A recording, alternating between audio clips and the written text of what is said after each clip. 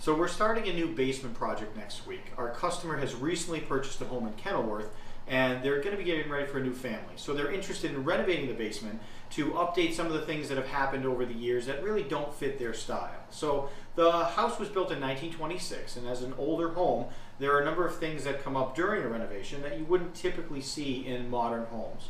So in this series, what we want to do is walk you through some of the things that are normal to a basement renovation, but also some of the struggles you run into when you are dealing with an older home.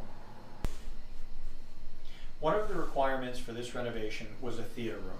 So we designated this area in the basement to be the final conversion to the AV room.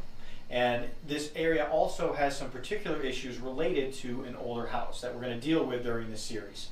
So you'll see that there are some old radiator pipes in the ceiling, some old domestic water lines, the structure of the room is a little bit lower, and there's actually some smaller windows taking up some wall space in this room. So as we go through this series, you'll see how we deal with these particular challenges to convert this into something as a usable space. All right, so here we are about halfway through the demolition, and this is a point that I really like to visit the job site to make sure that all the protocols are in place for the things that we expect to protect the home as well as the homeowners from the work that we do in demolition. So on every job, you're going to see a HEPA filter. It scrubs the air during demolition and makes sure that the dust does not migrate to other areas of the house. Anything that's going to remain in place, like this table, we cover in plastic so that it doesn't get damaged with anything that might spill or transmit in the air. Another thing that you're going to see on every job site is the binder. This has all the information that's related to the job in one place so that any of the trades at any time, as well as the homeowner, can see what the scope of work is and can see what their responsibilities are. Now, we did run into a hiccup on this particular job. The dumpster was not able to be dropped on the first day, so we did have to adjust. We've been storing some of the renovation demolition material here until the dumpster can get dropped later today, and then we continue on the process. So that's just one of the things you have to be prepared for in a construction project, is to be prepared for the unexpected. So hopefully in the next phase we'll have this cleared out and we can really see this open floor plan and then take the next steps into the renovation. All right, so the demolition is now complete. We've started the rough framing.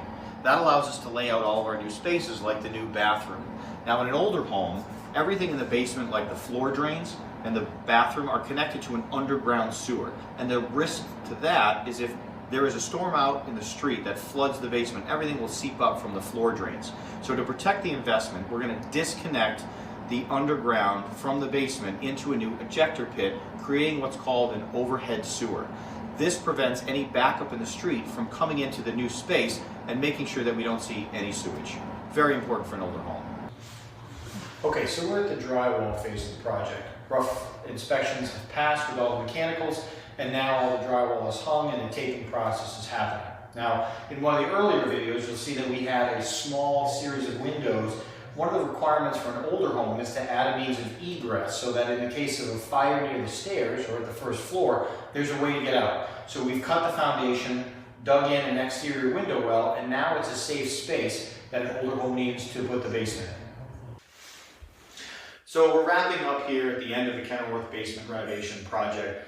In this series, we talked about some of the things that you can expect in a general basement renovation, as well as some of the things that are specific to an older home. And we did talk about the underground sewer, converting into an overhead to protect from flooding. The ceiling height was an issue, so we moved some piping, created some soffits to maximize the height. In this new theater room, we actually added an egress window where there was a small window to allow a safe space for the family to inhabit after we finish. And so now we can clean up, finish our punch list things, and give the space back to the client. Hope this series was helpful. Look forward to you on the next one.